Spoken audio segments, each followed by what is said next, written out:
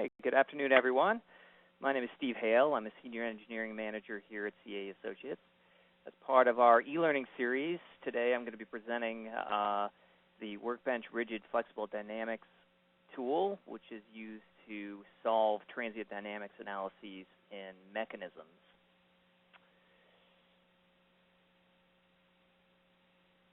In case you're not familiar with our e-learning webinars, we offer these at about the rate of once per month. You can view all of our previous e-learning sessions on our website at caei.com, and just do a search on e-learning, and you can view all of those. If you are a New Jersey or New York resident, you can earn continuing education credits for attending the webinar by completing a survey at the end of the presentation. Regarding logistics, the presentation will last approximately half an hour. Everyone is on mute, so if you do have any questions, that's fine. Just enter them into the chat window or the Q&A window, and I'll address those at the end. Just a quick note before we get started, we do have a new website, and it's got quite a bit of additional functionality. We have an expanded resource library with over 250 items and counting. We have a new blog with quite a few very helpful posts on a wide range of analysis topics, so I suggest you check that out. With regards to training, we have a nice calendar that you can use to sign up for training, and then on our CAE University link, you can there's some resources there that you can use to help you determine which classes you need to take. All right. This is what I'm going to present today. I'm going to talk about the rigid flexible dynamics tool, which is also known as a multi-body dynamics software. I'll go through an introduction. I'll discuss the features of the tool, and then I'll go through a functionality demo so you can see exactly how it works. What is rigid to flexible or rigid flexible dynamics analysis? It's also known, as I said, as multi-body dynamics. It involves the connections of parts via joints to simulate mechanisms. The response is based on the kinematics of the mechanisms, the relative motion between the linkages and the different parts in the mechanisms. There are two multi-body dynamic analysis types that are available in Workbench. There's rigid and flexible. If you use the rigid analysis, all of the bodies are treated as rigid, and you connect those together via joints. So there are a variety of different types of joint connections you can use, and it solves for the dynamic response of those parts relative to each other based on the body inertias, loads, and joint connections. The flexible analysis is very similar, except that any one or additional bodies can be modeled as flexible, and in that case, it still solves for all of the dynamic response of the different parts, but you also are able to extract stresses and strains for those flexible bodies. So, what are the advantages of using this over the traditional method of transient dynamic analysis in Workbench? Well, it reduces the complexity and minimizes the runtime by assigning rigid parts. So each rigid part only includes 6 degrees of freedom, and then they're connected to each other with joints or through contact interfaces. So you can include contact interfaces as well. You can quickly study the following types of behavior: the range of motion in the mechanism, the loads in each joint or contact interface, the effects of springs and dampers, and then part accelerations and velocities. Here are some examples. The first case we have here a valve, and what you can do in this case, by the way, each of the parts of this valve are modeled as rigid bodies. And in this analysis, you can determine how much torque is required in the motor to close this valve at a certain rate. So if you need to close it quicker, you're going to need more torque than if you can close it at a slower speed. Here's a very simple linkage, and we have essentially revolute joints or hinge joints between each of the linkages. And we have a spring connection between the long arm and one of the shorter arms in there, and then a translational joint down in this at the bottom edge or the left edge of this joint. And by doing this, we can determine the range of motion and how rapidly the linkages move relative to each other. Here is the piston example that I showed you previously. And most of these parts are modeled as rigid, except you'll see that the piston arm itself is modeled as a flexible body, and that's why you see the contours, or the stress contours to be exact, in the piston arm itself. So if all parts are rigid, the analysis can be run as a pure rigid body dynamics analysis. And in that case, it can use the ANSYS rigid body dynamics solver. That solver is very, very fast. So it's an explicit dynamics solver. It gives you very rapid turnaround in the results. It's very robust. There aren't any convergence issues that you need to deal with. Joints are used to simulate the body-to-body and the body-to-ground connections. You can calculate forces, moments, displacements, velocities, and accelerations in the joints and in the parts themselves. The only disadvantage of using this solver is that it doesn't calculate any stresses or strains in the individual parts or linkages. If you need that information, you can simply switch any single body to a flexible body, and then you can extract that the stresses and strains. However, in that case, it's going to use the standard implicit solver, and it will run quite a bit longer. So the big advantage of the rigid body dynamics solver is robustness in the solution and speed.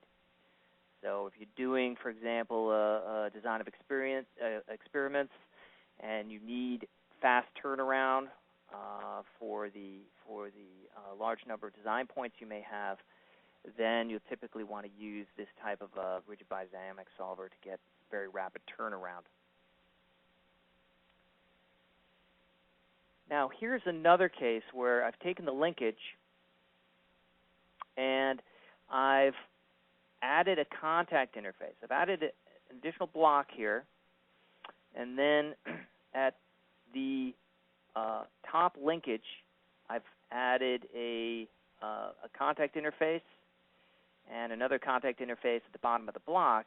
So when that linkage moves upwards, it can interact or impact that block, and it will calculate the impact load on that block, and the block will bounce off.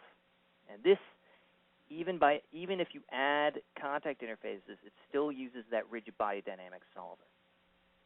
So it still solves quite quickly. Not as fast as if you have only joints in the model, but it still solves quite fast. If you look at the image on the right, you'll see the contact there between that upper linkage and the block. And the block bounces off.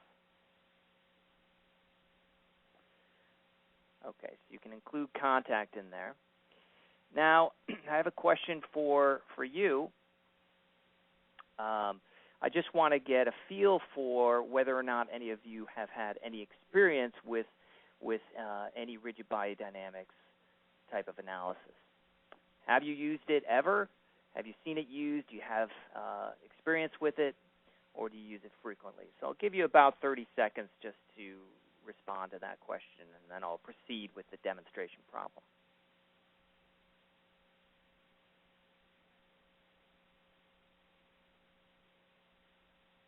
Okay. So most of you have never used it, or about half of you have never used it, and then some of you have, about the other half have some experience with this. So I think this is a helpful presentation to demonstrate the capabilities of this tool. Okay. Let me move on with the demonstration problem.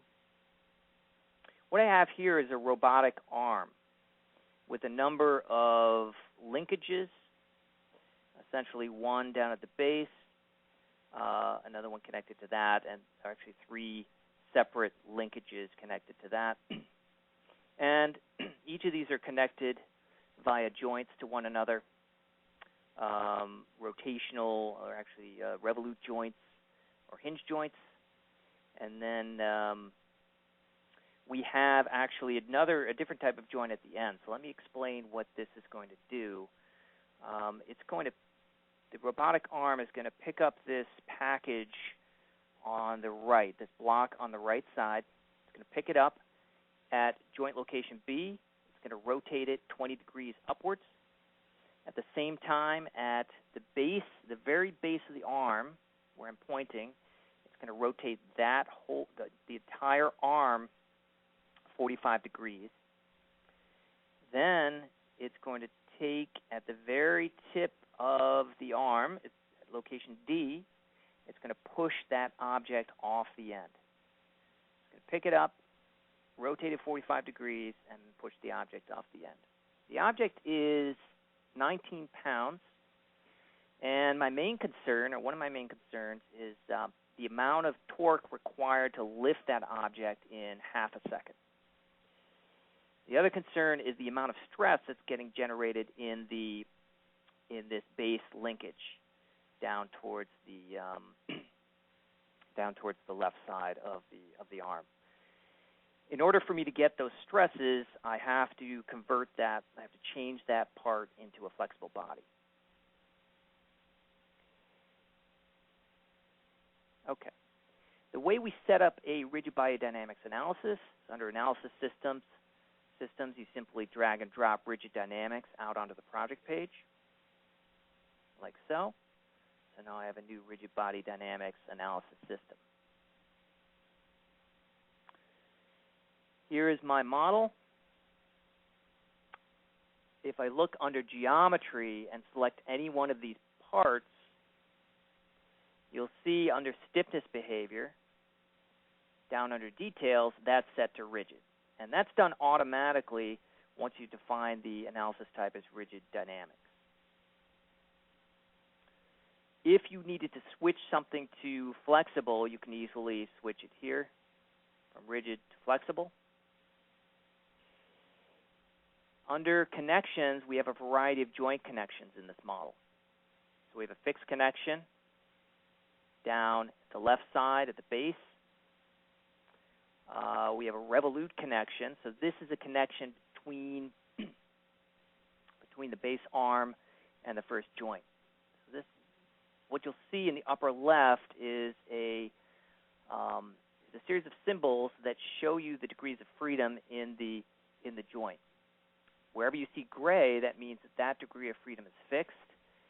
In this case, we have a blue box next to RZ. That means the local coordinate system that's set up at the joint, and you'll see that right at the joint location, that RZ degree of freedom is free to move. So these two bodies that are connected to the joint are free to move in the Z rotational degree of freedom about that local coordinate system.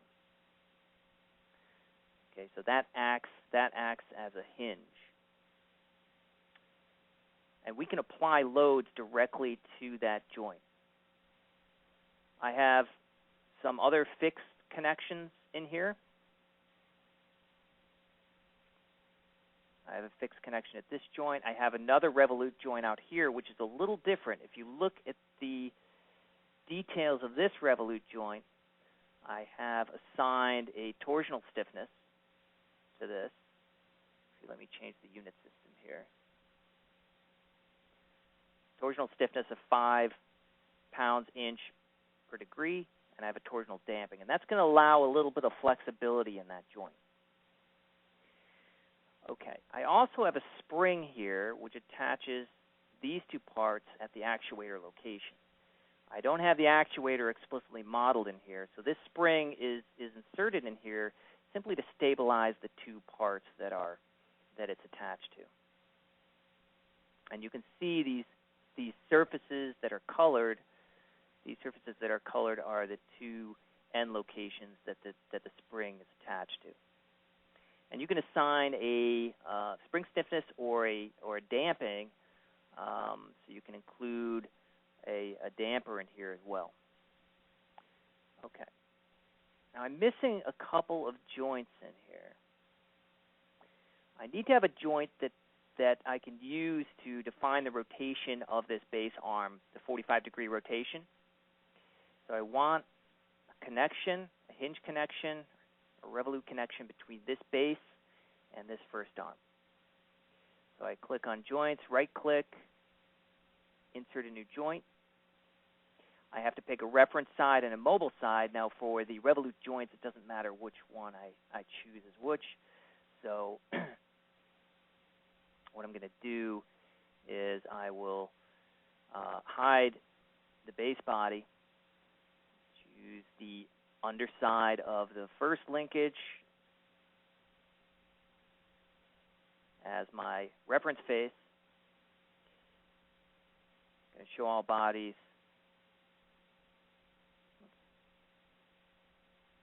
Hide the upper body. And I'll pick that face as my mobile face. Now, if I show all bodies, it's going to show me the coordinate system for that joint. So that's my joint coordinate system. The moment the type of the joint is fixed, that means that those two faces will be completely fixed together, not allowing any rotation or movement relative to each other. So I want to change this to a revolute type joint. Switch that to a revolute joint, and you'll see in the upper left, it's showing me that it's allowing rotation about that local z-axis. Okay, so that revolute joint is now set up. Next thing I want to do is I want to go out to the end, and I want to define a translational joint between the tip of the arm and the top face of the package, because I want to ultimately push that package off the end of the arm. So to do that, I'm going to insert another joint. Okay, the reference side I'll pick as the underside of the tip of the arm. So that will be this face right here. Show all bodies. And then the mobile side will be the top face of the package. And once I create this joint, it shows me the joint coordinate system. I want to change the type of the joint to a translational joint.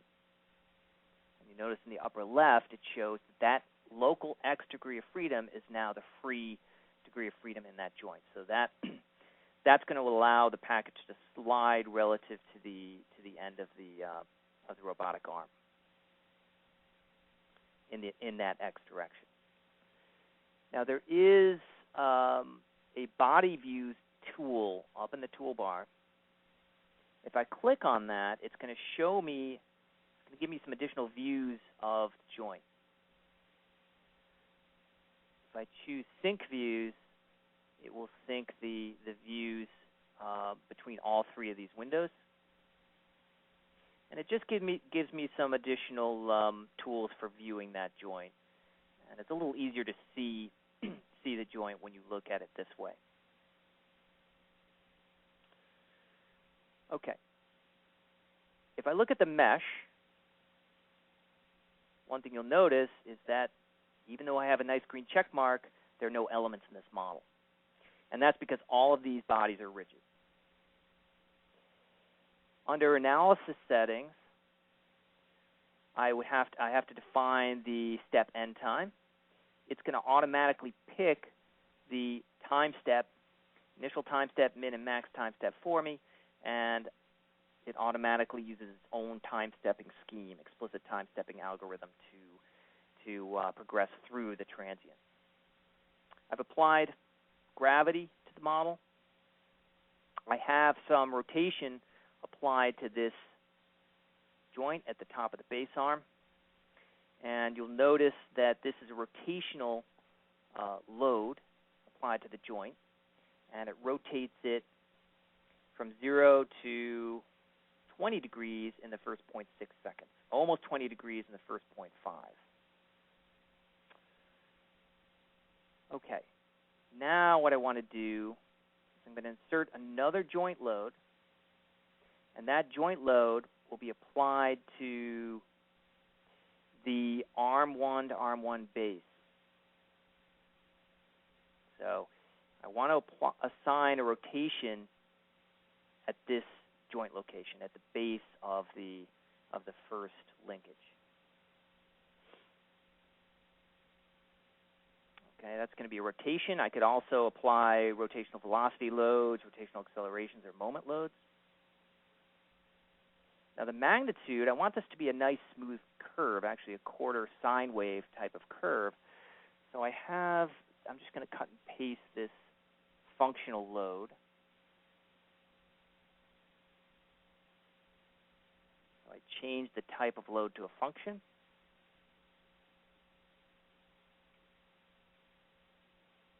And you'll see it's going to rotate from 0 to negative 45 degrees. Next thing I want to do is assign a joint load to the end of the package, or to the package between the package and the end of the arm that will push that package off the end. One thing I can do here, which makes it a little simpler, is I can simply take the joint itself, drag and drop it onto the transient analysis folder, and that's going to create a joint load for me. And the joint load is going to be in the x direction. The type will be a displacement. And again, I want the magnitude to be a nice smooth curve, so I'm going to cut and paste a quarter sine wave type of curve.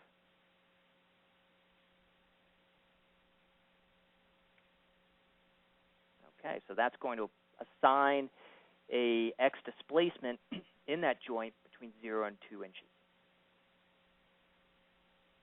Okay, in terms of results, a couple things I want to look at. I want to, of course, look at that torque down at point B, at joint B, where that label is. So what I can do, I can actually take that, actually I'll insert a probe, and that's going to be a joint probe. Going to be arm 1 to arm 2. That's the boundary condition, or the joint that I want to scope it to. And I want to look at the total moment in that joint. Other thing I want to look at is the maximum acceleration that occurs in the package itself. So if there's some sensitivity of the package to acceleration loads, that's something we can easily track. So I'll insert probe acceleration. I'm going to pick the package body, and then I can solve this. And the nice thing about rigid body dynamics is it solves very quickly. So I'm going to look at the solution information while it's solving. You notice the output is very different from what you would typically see when it runs in ANSYS, because it's using that rigid body dynamics solver. So it's a very different solver. And this runs in only about 10 seconds. So much, much faster than it would run if you were running at full implicit transient dynamics analysis with all flexible bodies. Total runtime, you'll see down at the bottom, CPU time, just over 10 seconds. Total deformation, let me animate this for you. that around. And animate. So it picks up the package. It rotates at 45 degrees, and then it's a little hard to see, but at the same time, it's pushing the package towards the end or towards the tip of the arm. I can zoom in a little bit, and you can view that.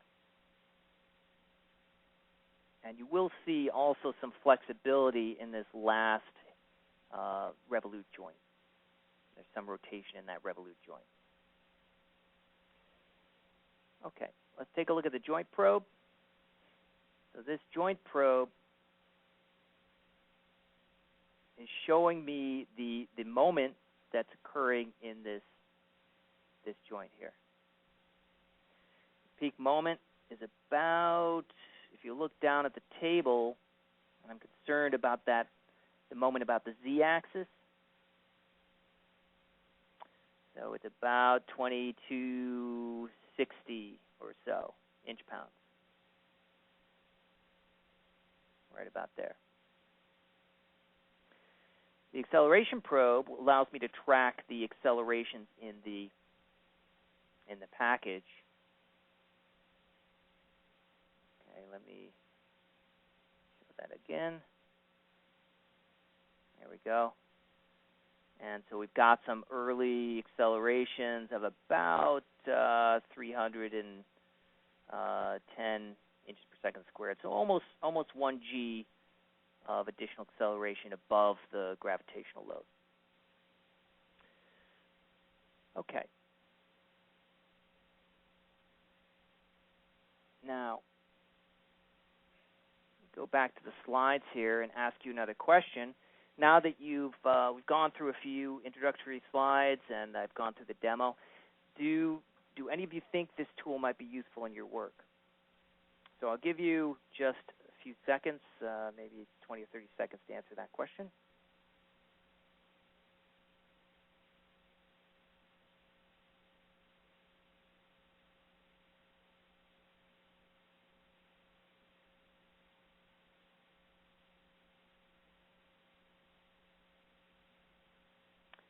Okay.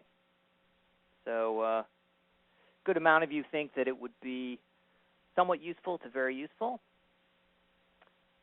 So that's encouraging. And just to conclude here, before I go on to answer any questions you may have, I just want to review the advantages of this rigid flexible dynamics tool. It's very easy to use. It's very fast. That's the biggest advantage is the speed. So if you don't need to get stresses or strains, you need range of motion, you need accelerations, velocities, and joint loads, this is definitely the tool that's going to give you the fastest turnaround by far.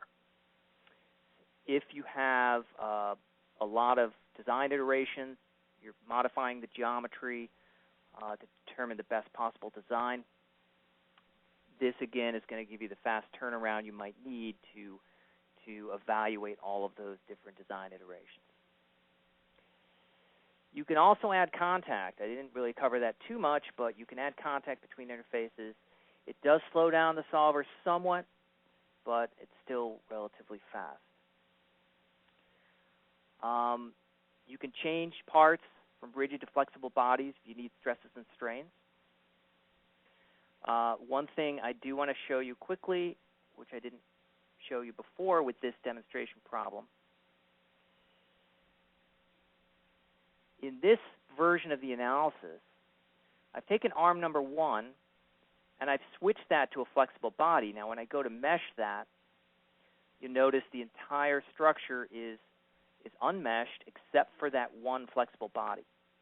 So you can very easily combine flexible and rigid parts in the same analysis. Now when you go into solution and plot a stress, you'll only get stresses in that flexible body. But the solution everywhere in the model is, in terms of accelerations, displacements, and joint forces, is the same. The advantage here is you're just getting the additional stresses and strains. And in this case, I can, for example, pick that one flexible body, hide all the other ones, and then very easily look at the stresses in that one body. And I can pick down here in the table, I can track the maximum, in this case von Mises stress, and retrieve the result at the location where the peak stress occurs, or at the time at which the peak stress occurs. Okay, so that's how you would add a flexible body to this type of analysis. Okay, just going back to the concluding slides. In terms of licensing requirements, if you want to use the rigid body dynamics solver, you need a rigid body dynamics add-on license, which is used in conjunction with a structural mechanical or multiphysics license. If you have any flexible bodies, it's going to use the standard implicit solver, and in that case, there's no additional license required. All right, thanks for your time.